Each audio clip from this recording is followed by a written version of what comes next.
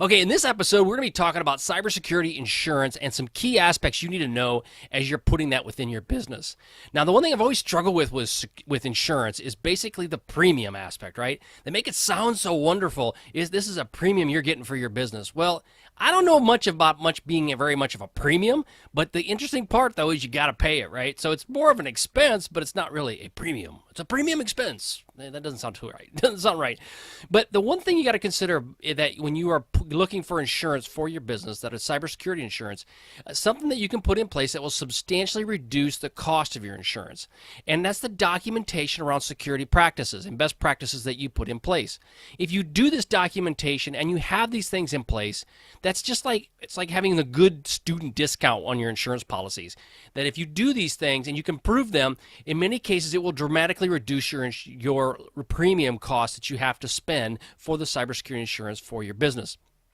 And that's the interesting part about all that is that, but you have to know what good looks like. And I'm going to be putting out some training around cybersecurity standards and frameworks, and that will give you a litmus test on what really is what good would potentially look like. It's not going to be all encompassing, but at the end of the day, if you don't know anything about this, so let's just say, for instance, your whole job is to build this widget, and you're really good at building a widget. Well, you probably don't know much about cybersecurity. So we're going to put these frameworks in place so that you can use them to help you reach some level of acceptable risk as it relates to the security within your business. And that'll help you to understand what does quote unquote good look like. So one thing to consider is the prices will fluctuate a lot based on the news. So if you get something that happens within the news that somebody's been hacked, Bill's been hacked, so on and so forth, that price of that insurance is going to fluctuate. As an example, this is a few years back, but the Anthem breach, and there was lots of public data that was compromised during this breach. Well, there was a 40% variance in the pricing the moment that thing hit. Okay, and now granted, cybersecurity insurance has also morphed over time. So back when that hit was probably about 4 years ago. Now it's in a situation where there's more and more policies out there, and so you need to decide when you want to buy. Now, if all of a sudden everything hits and there's a big hack, do you buy at that time your cybersecurity insurance? Well, maybe, maybe not. If you don't buy, you're vulnerable. But if you do spend, you may overspend for that same level of insurance. Also, the other thing to think about is there's price negotiations. You can negotiate the price that you're trying to accomplish with your cybersecurity insurance. And you can use things like having a security framework, having other things in place, maybe a security person on retainer for you that you can put down as I have some protections in place. So versus being a business that doesn't have anything, you now go to these companies and say, you know what, I've got a guy that's on retainer. So a security professional is on retainer for me, and I've also got a security program in place, and or I have put a framework in place that is watching what I do, so I know what my access is, I know who has access to this stuff, I know do I have a antivirus program in place, so on and so forth. If you have those things that you're using, you can then go back to the insurance company and see if you can get some sort of discount around that space.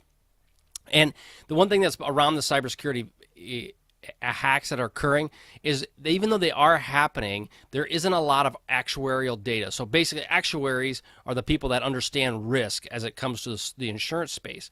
Well, they know how often a tornado hits in Kansas, which has actually gone down quite a bit. But they know how often that occurs. They know how often a tornado or a hurricane may hit an area of the country or of the world. They understand that, so they can therefore plan out that risk for those insurance rates. Well, cybersecurity is still up in flux, and as more and more breaches occur, that's also going to change the policy and the pricing around that policy. So some things you need to think about as you're looking at a policy and some potential costs that will quickly go beyond what a potential lawsuit would be. So again, that's what a typical security policy might be around the lawsuit or around what the breach mitigation pieces of that are. You have to pay so much per disclosure of a certain record, whether it's privacy information and so forth. But there's other aspects and other costs that many times people don't consider unless you're in the cybersecurity world or you understand that vernacular. One is incident response. Do you have a plan in place to deal with your incident response? Are you hiring somebody, bringing somebody from the outside to go do that? Some really good vendors that will do that for you, but that'll cost you, and it can cost you some big money. forensics experts. Okay, so now you've been hacked and you got to bring somebody in to actually find out what was compromised. That's an additional cost above and beyond what it would cost just to tell everybody that you've been hacked. New equipment. If the equipment's so bad you got to get new equipment and it's just destroyed, that'll cost you something. Credit monitoring. And that's kind of the given, the credit monitoring piece of this. I want to pay for Experian credit monitoring for you, all the accounts that have been hacked. In reality, that's a placebo. But they have to do it, right? It shows the public that you're doing something. Reputational loss.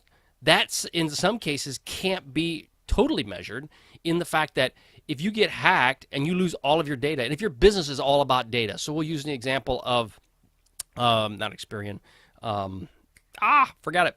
The recent, there's a recent hack that occurred within I just lost it. The credit agencies, okay? They ended up getting hacked, and that affected their bottom line. It affected what they do because their whole business is all about data.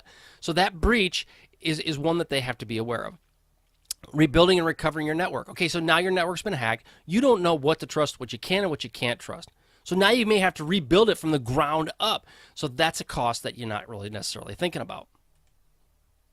So this episode was just a real brief introduction of some key aspects you need to be aware of as it relates to cybersecurity insurance for your business. All right, hope you enjoyed it. Thanks.